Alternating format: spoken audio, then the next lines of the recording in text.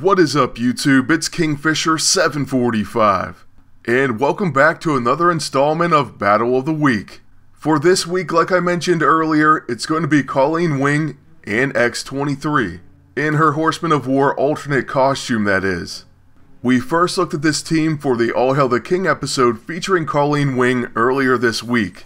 That's where I mentioned it was going to make a Battle of the Week video, and obviously this one didn't make the video because it's way too long of a battle. There's a few really key things about this fight though. We're facing enemies that are basically immune to bleeds. At least Colossus and Thing. So I'm sure many people would look at this team and think, there's one of their biggest weaknesses as far as attacks. Bleeding is definitely a part of it.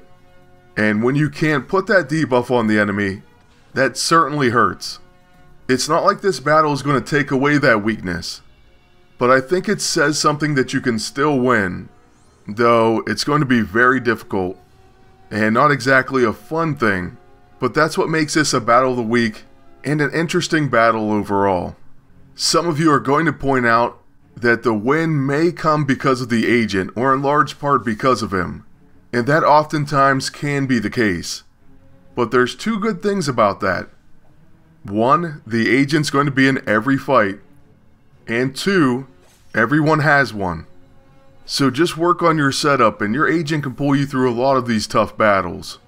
One other thing I want to mention, against an enemy team up like this, sure, they're really annoying, but they don't do a lot of damage. I mean, look at that hit from Colossus.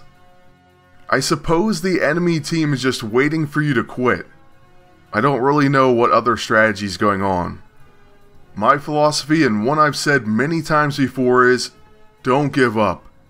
You never know when you can pull one out. There's very few occasions where I'll actually abort the battle.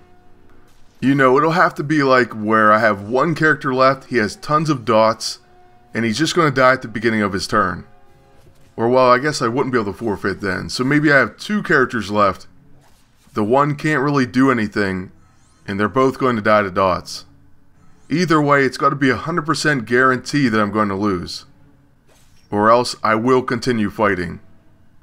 A lot of times I get my most epic battles through fights like that. And other times, when I'm not recording, I'm really kicking myself for missing it.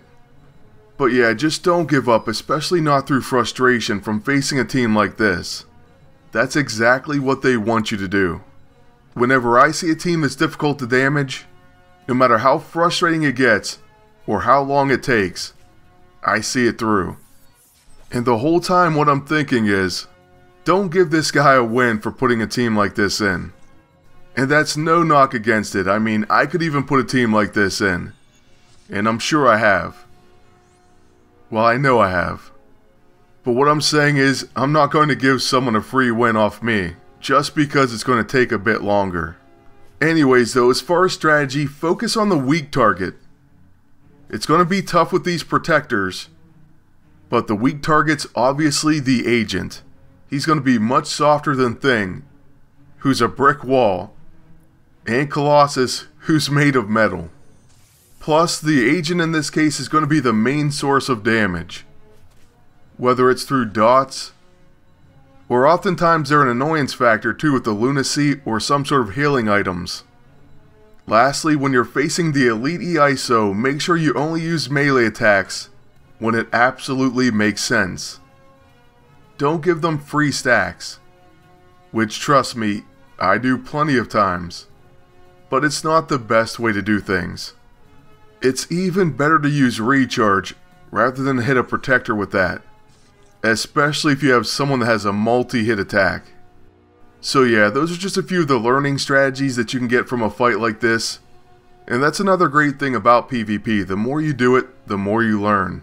You can see patterns, how the AI reacts, and just learn which strategies work best for you. So don't despair, stick in there and take Colossus down. Now as far as my agent's turn, we're going to use the Neuropurge. The enemy agent's almost gone.